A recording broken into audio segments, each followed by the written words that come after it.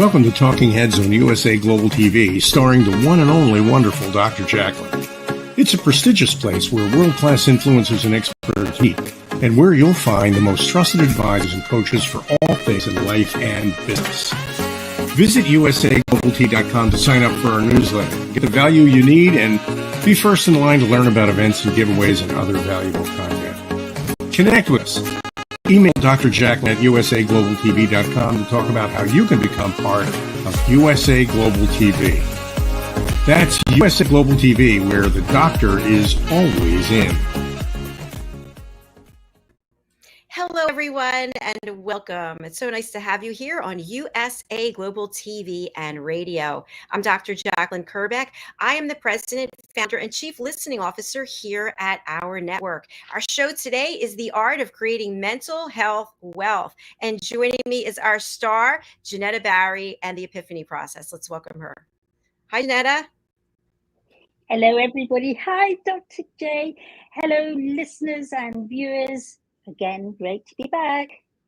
It's nice to have you with us. Please do tell our audience where you're joining us from today.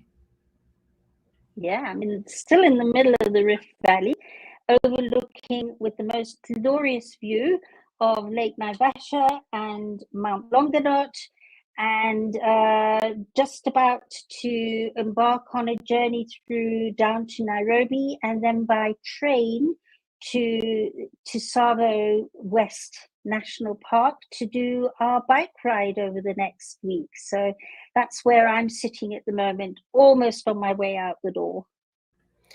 How exciting, JENETTA. The time has finally come. Beautiful sweatshirt. Teddy, tell us a little bit about what we can see here. Let me take down your banner. Oh, we still see this is, it's still got my banner in the way. Let me do that. There we go. So that's World Jenny's Days, one of World Jenny's Days logo. We call that Hope, which is very appropriate since Toya or Victoria, our guest today, was talking about hope backstage before we came in. World Jenny's Day is a day held on mental health. Well, oh, now I'm really doing well. Mental Health Day, World Mental Health Day, on the 10th of October. And the reason why it's held on that day is I had a daughter, Jenny, who died at the age of 16 to suicide after she and I had an argument. And we found out that she died on that day. So we now have World Jenny's Day, and we use theatre and the arts to soften and normalize conversations around feeling compromised, depression, suicide, and all the solutions that there are to feeling like that. It's not a never-ending story. And it's amazing how people start talking differently when using theatre and the arts to embrace it and understand it. So this year, we've got this year's World Jenny's Day being platformed on USA Global TV. And we're going to have artists and performers from all over the world performing, celebrating mental health wellness on World Jenny's Day. Wonderful. We're so excited. I've been thinking about the live stream for 17 hours, I think it's going to be. So it's truly amazing. What an event. So, thank you so much for bringing it here. Yeah, it is. And I mean, it's actually starting.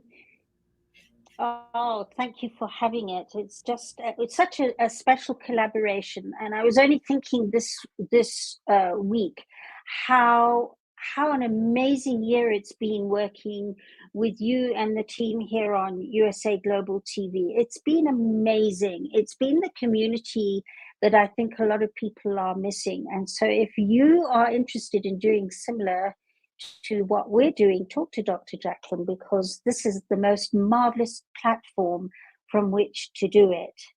And I mean, she and I are going to be up on World Jenny's Day from 10 a.m., which is her 5 a.m., 10 a.m. UK time on the 10th of the 10th. So it's 10 a.m. on the 10th of the 10th UK time, and we're finishing at 10 p.m.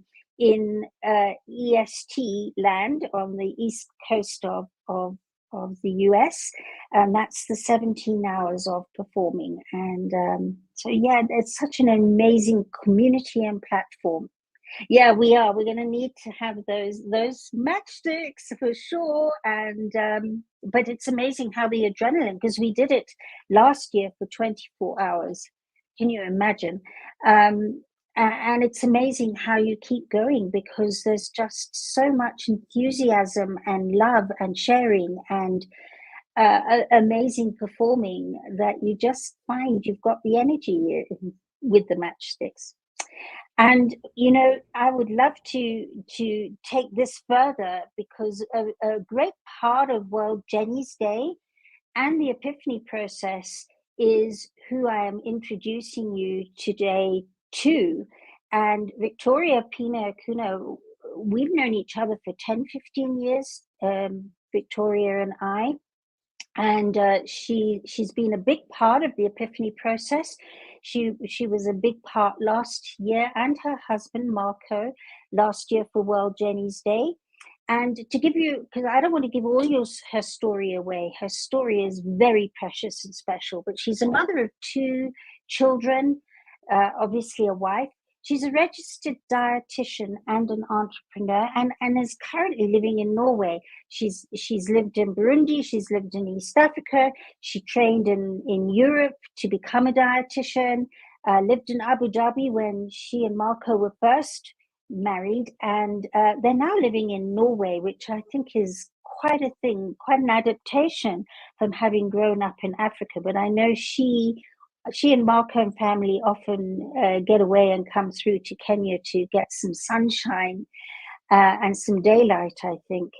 But for me, Toya's backstory was something, and she's going to share with you how she came across the Epiphany process and through her backstory, what her dietitian studies have brought her to do, and amazing things she's done with young people. And for her, she was saying it's essential to have personal development tools when you're working. It's not just about the diet, it's about the body, but it's also about your thoughts and emotions. And that's why Victoria's done so well with the Epiphany process, which is basically emotional resilience training, and is a trained consultant of the Epiphany process. And so I would like to introduce you all to Victoria. Welcome, Victoria, today. Hello. Hi, everyone. Thank you so much, JENETTA, for this beautiful introduction. And thank you to have me here today on this show. It's our pleasure. Thank you for being here. You are so welcome. We are excited to hear your story. I know JENETTA is very familiar with it, but we talked backstage about what would you like people to take away from the show. And you mentioned hope and that we can pull through. And it sounds like you have lived through something that we cannot even imagine. So please start your story off anywhere you'd like, and then we'll come around to how you ended up pursuing this area of becoming a registered dietitian. Right. Okay.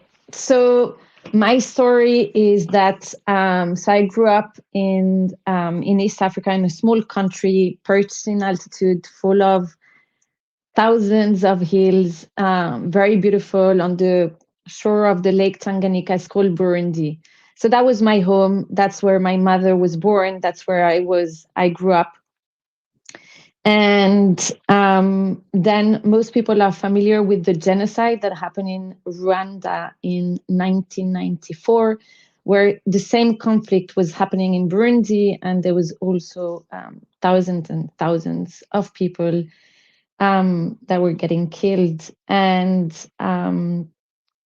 so it was a war-torn country, and we were maybe at the wrong place at the wrong time, not too sure about that. But anyhow, we got attacked by rebels. And so my mother and my little sister, I'm the eldest of 3 sisters, of 3 girls. So I've got 2 sisters. My little sister got killed. My mother got killed. And they were just behind me, so I was covered in their blood, and actually it's partly what saved me. So we were hiding on a ditch for a few hours, and got out alive with my first sister. So we were 2 years apart. And then, as you can imagine, my whole life changed, like our whole life changed from that moment onwards. So from having a beautiful family with two amazing parents and living, the most beautiful life, we had very present and caring parents. We moved countries, went to Spain, and then from that moment onwards, well, life was not easy. It was not easy. I think, looking back at it, I can understand as well, for anyone, for family members, etc., to receive two little girls that have gone through a trauma like this, etc. The whole family from both sides, everyone was affected, obviously.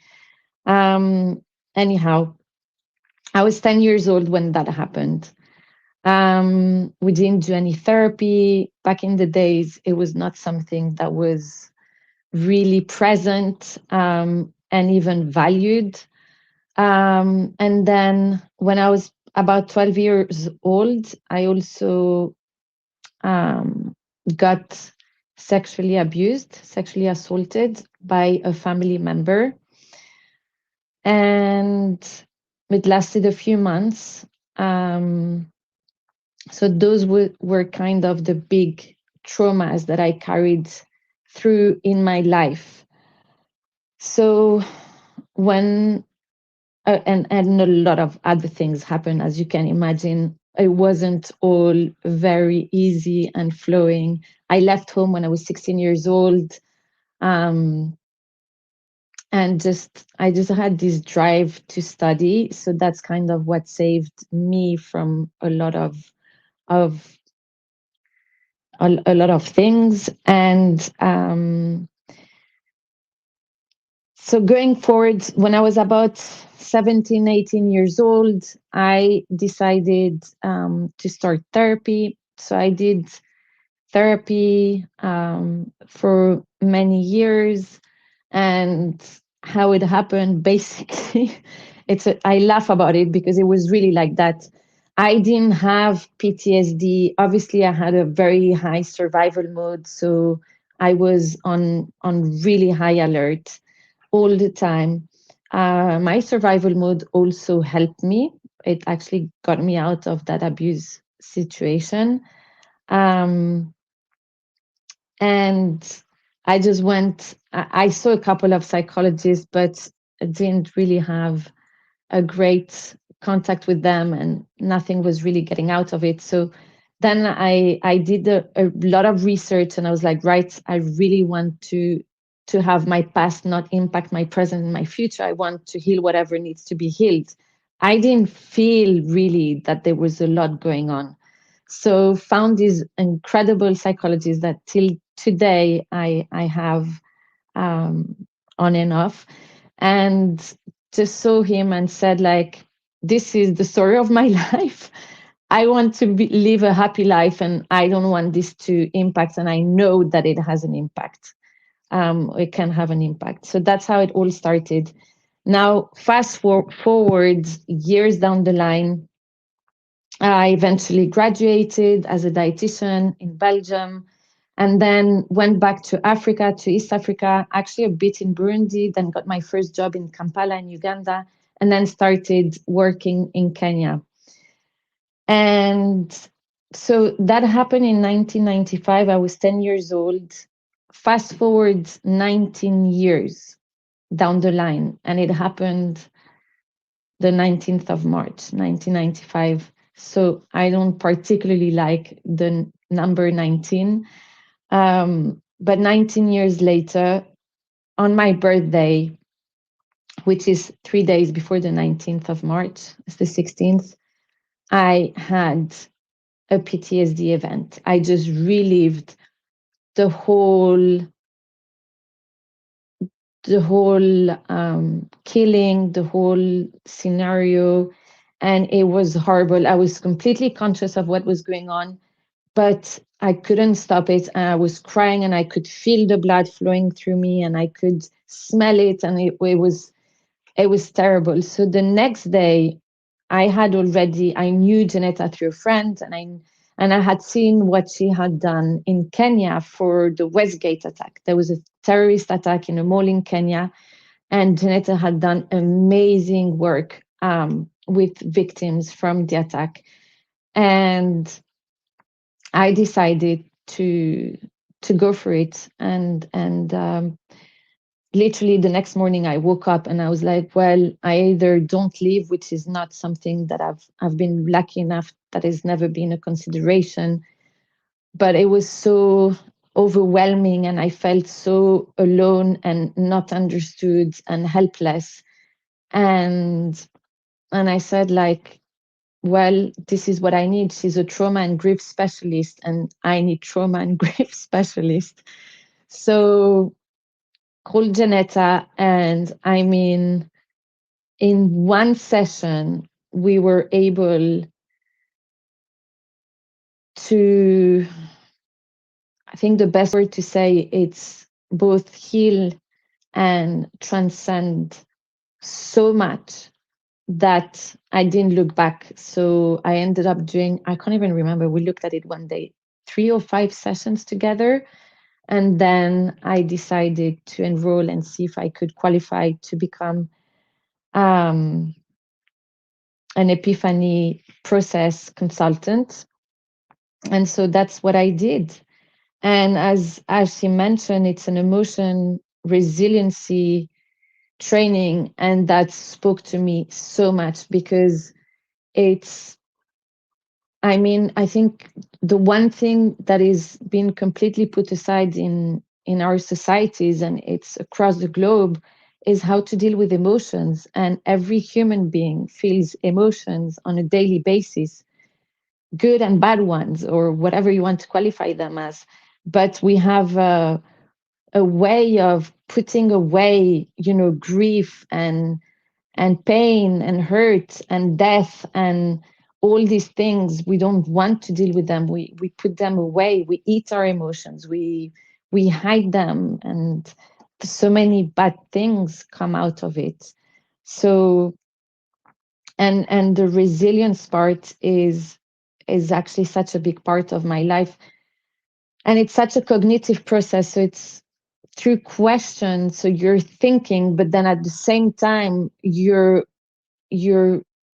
activating on the energetic level as well.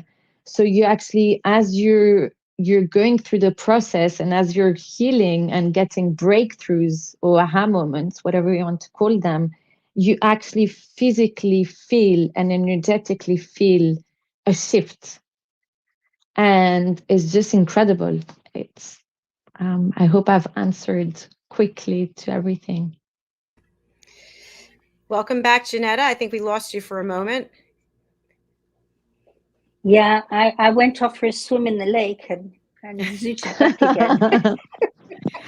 Wow, Victoria, it's unbelievable what you have been through, and the fact that you're so strong, and I imagine just even talking about it has to bring back so many memories, and yet you're here, you're certified, you're helping other people. So congratulations. Thank you. It's amazing. I think, Toya, one of the things that for me with Toya, and this is what I say a lot, is that there are 2 types of people. There's the one that's comfortable being uncomfortable, and then there's the one that's uncomfortable being uncomfortable.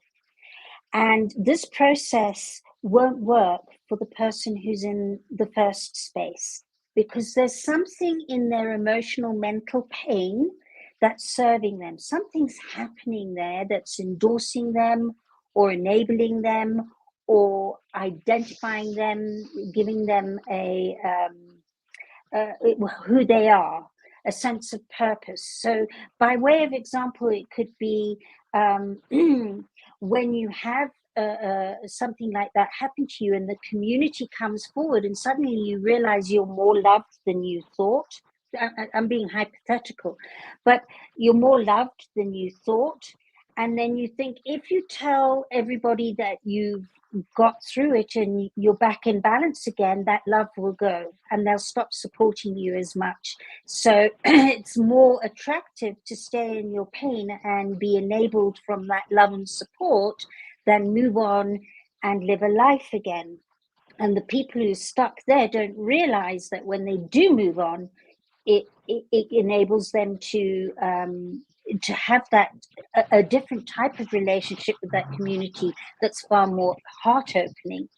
And of course, Toya, you were the one that came to me and said, I can't take another moment like this. And I knew I actually choose who I take in, because I knew Toya had all the qualities to make sure that she could transition from just being in the thinking brain and isolating from the emotion side, and the two were too separate. She was able to take those questions and marry the two together, and that's the energy shift that happens. Toya, I know you and Marco have also benefited so much in talking to each other differently and working through challenges. Would you like to elaborate some more on that? 100%. First of all, what you just explained, it's exactly that. And there are consequences, actually, when you do heal and when you do shift in families and family relationships, because they have their own beliefs, they have their own healing journeys to go through. And it takes, my relationship with my family has completely changed through the journey, and it keeps changing and evolving because of that. So like Jenetta said, I think you have to be ready to understand that there are consequences, but you have to have, I think it's such a clear vision on what is it that you want.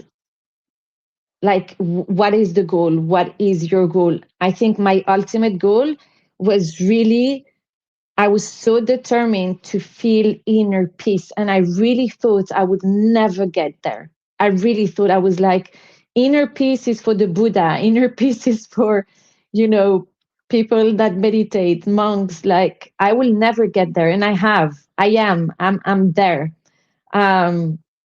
And it doesn't mean that I don't get challenges. Obviously, I do get challenges on a daily basis. I have skills and tools and strategies and experiences to deal with them in such a different way. And I like to not say that I find balance, because balance always brings two polarized extreme, but it's more harmony. Okay, so there's acute notes and brave notes and slower and quicker, and the whole thing creates a melody. It's a harmony together. And yes, with my husband, we had actually, our first session was before we got married, and we got married quite quickly. And actually, it was for me to share about my sexual abuse, because I didn't want to enter the marriage without him knowing. But at the same time, I didn't feel confident and strong enough to do it on my own. So I had asked Jenetta because what I think therapy or Jenetta or therapists can offer, it's a safe space, a space that is safe, where you can be brave and vulnerable, and felt supported. So we entered the session and I couldn't share it. And so Jenetta was amazing, obviously super professional, did not put me on the spot. And we did a whole session on being a couple and the fantasy and the nightmare, which at that time we were in so much fantasy that was so hard to even say 3 things we disliked about each other. It was so hard to find. we had just been together. Like, we got engaged after 5 months and got married after 8. So it was in between 6 to 8 months. It was just before getting married. And I remember JENETTA saying, well, you've just worked in this session, you're going to take it for life in your marriage. And she was so right. She was so right. And so obviously, with time and moving countries and kids, there's been challenges. And yeah, we did a few sessions, couple sessions with the epiphany process. And it's just been outstanding. I mean, it's been the conversations that we've been able to have, the growth that we've been able to have as well, the respect, the understanding, and that there's not, blaming one side, because you have to look back at yourself as well. And like JENETTA always says, dancing that dance together, well, has brought us up to now being married 8 years actually, and thriving, like, I can't say the least. But both personally and as a couple and as parents as well, is just what a journey. And it's been amazing to be able to always go back whenever there is a challenge, because there are challenges, oh my God, all the time, right? I think it's hard enough to be oneself, but to be in a couple, to be in a marriage, I call it, there's this third entity that you need to nourish and nurture and take care of and have conversations with. And so it's been really, honestly, I think without this process, we would definitely not be where we are today, like 100%. Living in Norway has been one of the most challenging, it's been the most challenging place for me to live in. And I've lived in a few countries in East Africa. I've lived in a few countries in Europe. We lived in the Middle East. We've never had such a challenging country. And so it was tough. It was tough personally. It was tough for a couple. It was tough as a family. I can't tell you, I really do not think that we would have made it together without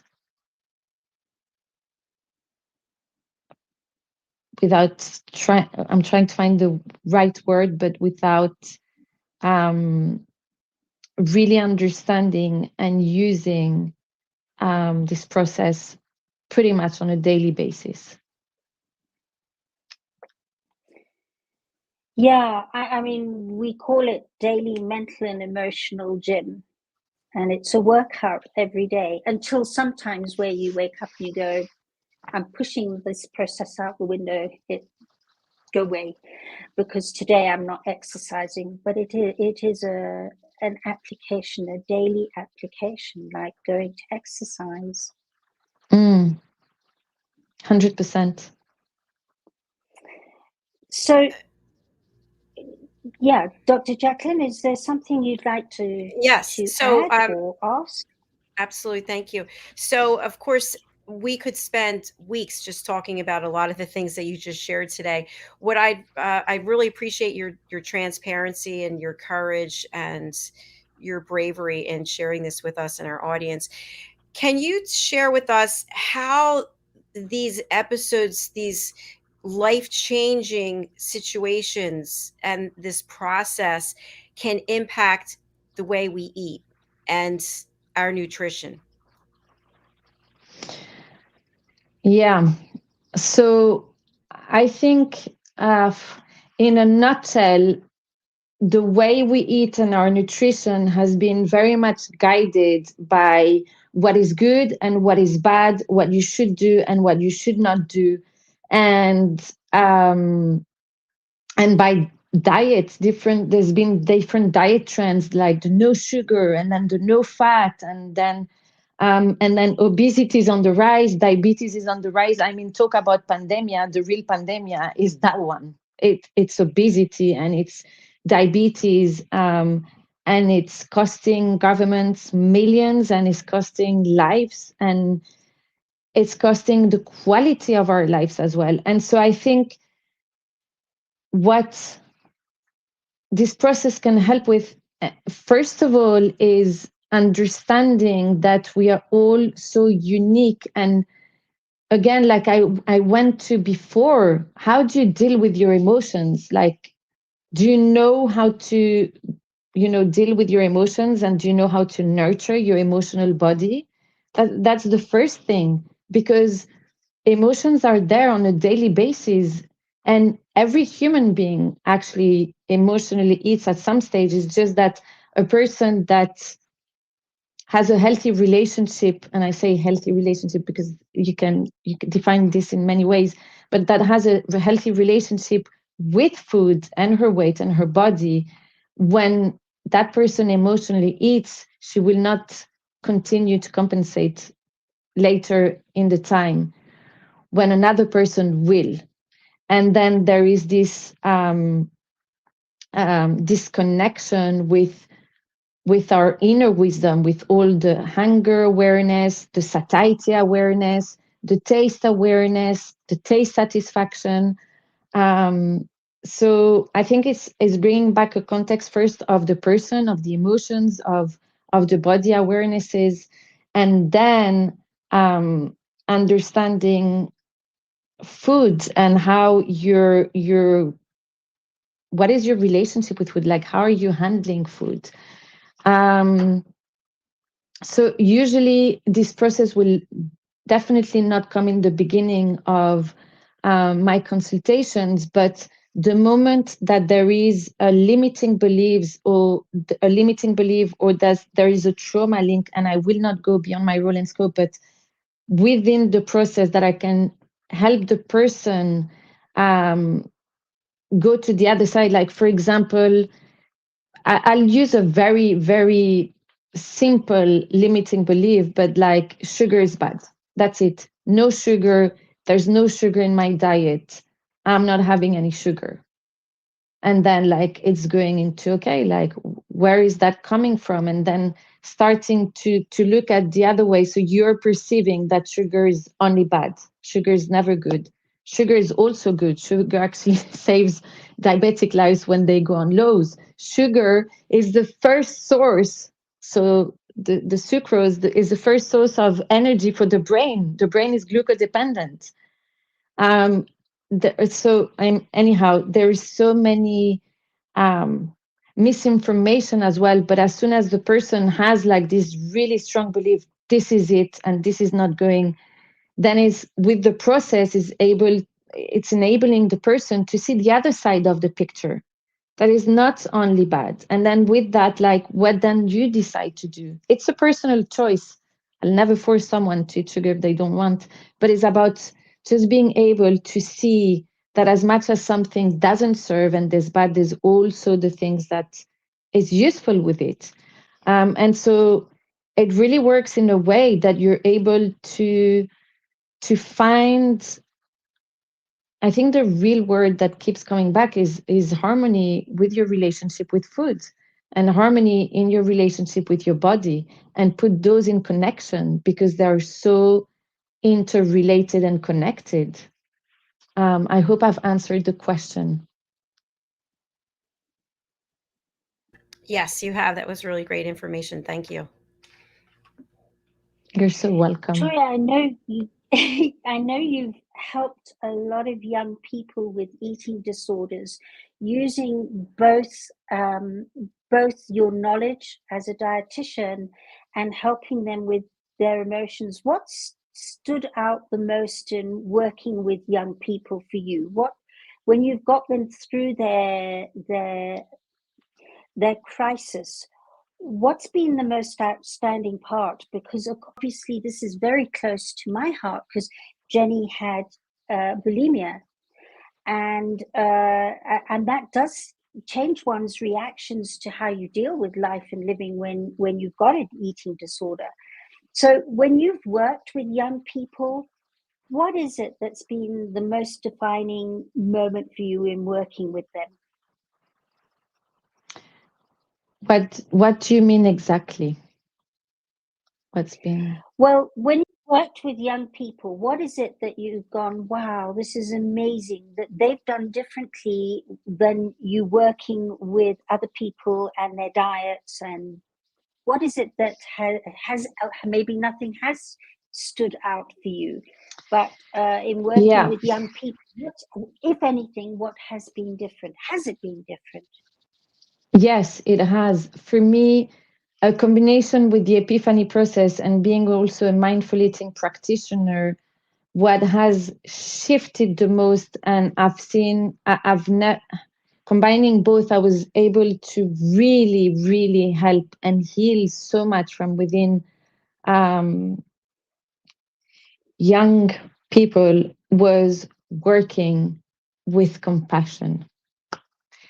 It was working with compassion, bringing self-compassion, bringing acceptance, permission, hope, and giving that support within both. Because with the mindful eating approach, it's so much about loving kindness and compassion, really, working with their relations with themselves, and then therefore with food. And with the process, again, like as soon as there was like a really block, I can't explain it in another way, but as soon as there's a big block, it's like we can't go forward because there's just this big belief here. And is just gently, through a lot of compassion with the process, allowing them to see the other side of the coin. And it's just the biggest shift ever. It just releases all the resistance, because there's so much resistance. And I think, I'm not sure if it's Eckhart Tolle or I can't remember who said, what you resist, or what you resist will persist. And it's really like that. And so there is a lot of restrictions, there's a lot of resistance in eating disorders. And so it's really always working in a very safe space, and with food as well, but allowing them to really shift their perception. That has been incredible to see how they were able to take it in a different way. But then again, like you mentioned before, some people are not ready. They are not ready because at some stage, like you mentioned really well, when you're comfortable being uncomfortable, and then you're uncomfortable being uncomfortable, and you want to change and you start changing, and then you see the impact it has with your relationships within your family, that can be as well a big block, because suddenly you see that it's not, your relationships are going to change, your relation with your family is going to change as well. But I guess in all is bringing a shift in perception, compassion, and awareness, big time awareness. That makes sense. Yeah. And Toya, parents, dealing with parents of children like this, what's that journey been like, and how do you handle them? That's for you. I find it extremely difficult to, that's the one big challenge I have, and I've never really liked it and enjoyed it, is dealing with parents. I have not enjoyed that part. So if it has worked incredibly well, but incredibly well when the parents were involved and they were fully in as well, and they were in that same zone than the kid. So I've done actually wonderful work working with the parents and having private session with them together, with the parents together, with the parents and the client together, and even individual with parents, like 100%. But when the parents are not, I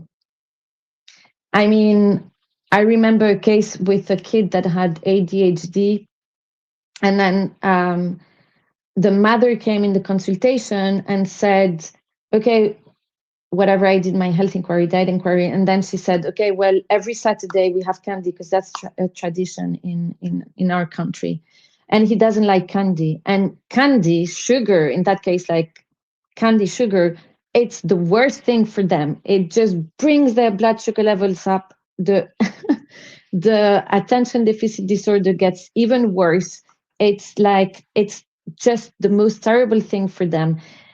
And it's known, it's scientific research. She knew about it. So I said to the mother very calmly, I said, okay, well, he doesn't like candy. No, he doesn't. But he still has to have it. Yes, he does, because it's a tradition. I said, and do you understand the consequence as well for him as in his ADHD? Yes, I know.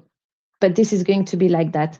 So this is what I mean. Some parents is like, it's like that. They don't care that. Well, then I don't know how you deal with them, Janetta, but that's been a block. Yeah. And then that kid is facing what he's facing, and there's really not much I can do if the parent is not in. Done. Toya, thank you. We have to wrap up now because we've got the next show coming up. But I must say, I mean, it's what I've found. If I'm dealing with children and the parents are invested for other reasons that aren't in the child's interests, it's really, really, really tough and difficult. Yeah. So, Dr. JACALYN, you know, Victoria, really lovely to have you, an honor and thank you so pleasure much to have you. And yes, over to you, Dr. JACALYN, to wrap up. Thank you so much, Victoria. I learned so much from you today. I really admire you and respect you. And I hope you'll come back so we can delve into a number of these subjects, whether it's on this show or any of our other 28 shows. We'd love to have you and continue to support your work and your story. So I'm going to spotlight you again. For people who are not able to read the banner or they're listening on the radio, what's the best way to contact you, and who would you like to reach out to you? The best way to contact me is actually through Instagram or Facebook. I am Victoria PENA, PENA. And really who I would like to reach out to is especially mothers. That's my niche right now, because it's the one thing I can back myself with, because I'm 100% a believer that whatever I preach, I am doing it myself as well. Otherwise, there is no value. So mothers that are struggling with work-life balance, mothers that are struggling with their weight, their relationship with food, I'm here for you. All right. Thank you so much. We put up your Instagram account, so please go over to I am Victoria PENA and follow Victoria and interact with her. Thank you again, and have a beautiful rest of your day. Thank you so much. It's my pleasure. I acknowledge you and thank you so much. Have a good afternoon or morning. Thank you. You too. Take care. Bye. Thanks so much, Jenetta, for bringing her to the platform. I really appreciate it. How can people get in touch with you?